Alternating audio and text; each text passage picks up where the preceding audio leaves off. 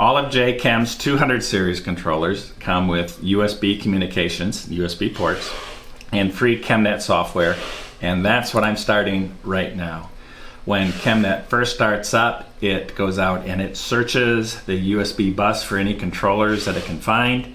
This can connect up to 6 different controllers, and those controllers, if they're multi-channel ones, for example a quad, it could even connect 6 quads, which would be 24 meters on the screen, and it can plot and data log all of them. In this case, I only have the one controller that we've been running, our Model 210 timer. Remember that we asked it to heat to 80 degrees, and so the first thing the software does is it shows you a real-time display of the temperature controller. The second feature of the software is anytime I want to, I can start charting that controller, and the chart will be real-time, and then I can also data log my reaction. I can tell it to start logging, and I can, if I had multiple controllers, they would appear right here in a list. But I only have the one controller connected, and so I'm going to tell it I want to log the actual temperature of the solution. If I wanted to, I could tell it to also log the set point. And I'll come back to this feature. I can tell it to log power. It's simple. You can just simply enter how often you want it to take a point. But this smart logging, I don't know if you can see this on screen, but right here, smart logging is a great feature. Let's say you were going to log a reaction for 5 days. Well, you don't really want to take a data point every 5 seconds for 5 days. That'd be an enormous file, and it'd be a waste of disk space. So what smart logging does, it says that I want you to take a data point, for example, once a minute. But if something changes in my reaction, if there's either a deviation high or a deviation low by the amount I tell you, and I would make it small, I'd make it 0.2 or 0.3 degrees. If there's a deviation, then I want you to start logging every 5 seconds. So what's good about that is you could data log a reaction that's going to be running for 5 days, but if there was an exotherm, immediately it goes from slow data logging to fast data logging so that you can exactly define the shape of that exotherm. Either way, I've asked it to just simply do simple logging right now, and it's going to ask me for a name of a file. I can give it any name I want to. And so once logging starts, you can see up here in the upper right hand corner of the meter, an L will appear to indicate that it's data logging. Another feature of the ChemNet software is creating ramp programs. So I'm going to create a ramp program. You do that in an Excel style table. You can have up to 32 ramp and hold steps. So for example, I can ask my reaction to start at 23 degrees. I want it to heat to 100 degrees, and I want it to heat to 100 degrees at a rate of 10 degrees an hour. Once it gets to 100 degrees, I want it to hold it there for 60 minutes. So that's my first ramp and hold step. Now my reaction is at 100 degrees. I can ask it to perform a second ramp step and go to 120. And maybe this time I want to get there more quickly, and so I'm going to say heat at 50 degrees an hour, and I want it to hold there again for an hour. Ramps can either be in a heating direction or in a cooling direction. So now my reaction's at 120, and I can ask it to cool to 50 degrees at 5 degrees an hour. I'm not going to enter any sort of a hold time. If you don't enter a hold time, and it's the last step of the program, then it just stays at the final temperature indefinitely.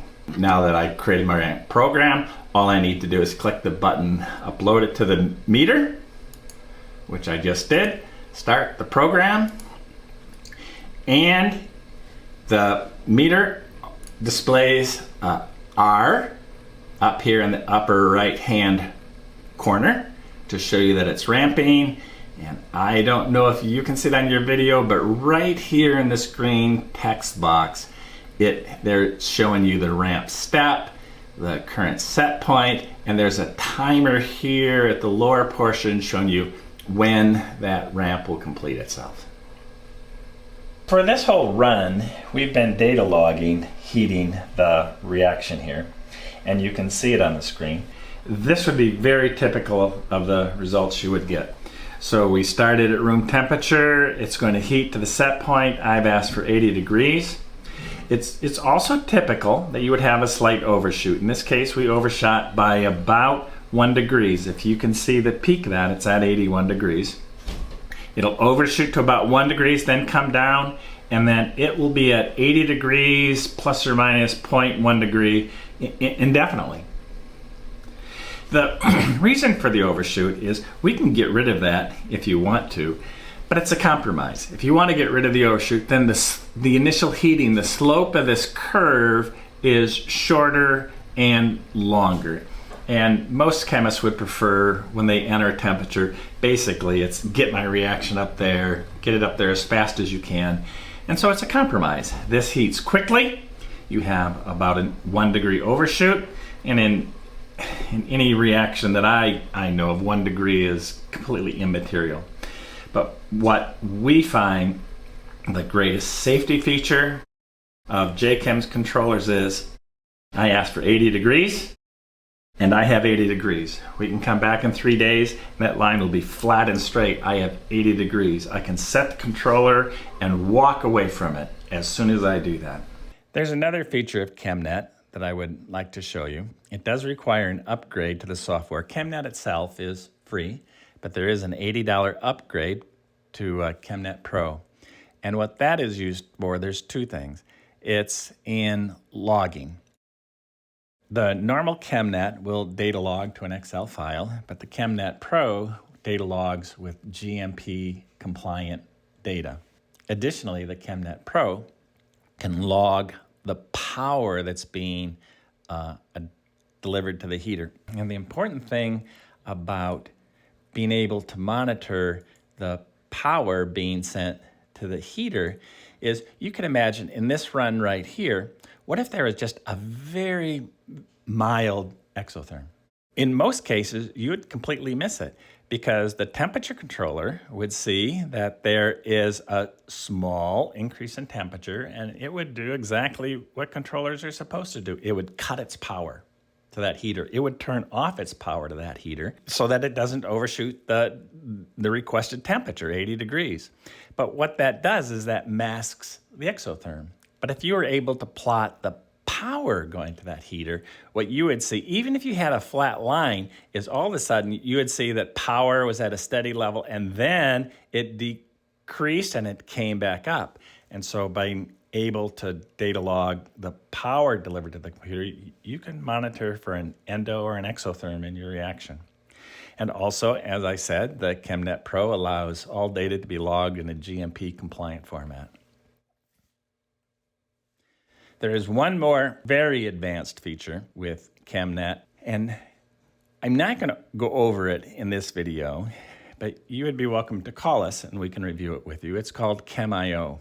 With the software, you can create conditional programs. So ChemIO allows you just have to think of that as being able to turn on or off other pieces of equipment as a function of time or temperature. It also can be used for alarms. You can program special high and low temperature alarms, so a great safety feature.